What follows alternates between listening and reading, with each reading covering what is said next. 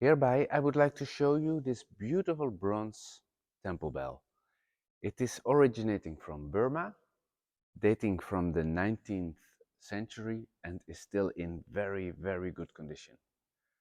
As you can see, in the top there are two guardians, two lions, um, and here you can see the hanging part. It's made of iron, and on each side you can see two Burmese spirits. It has a beautiful long sound. Let me show you.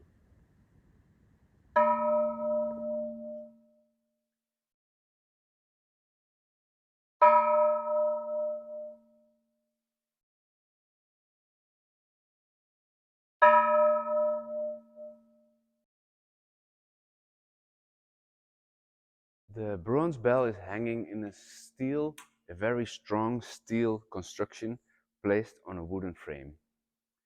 It can be shipped worldwide to any location.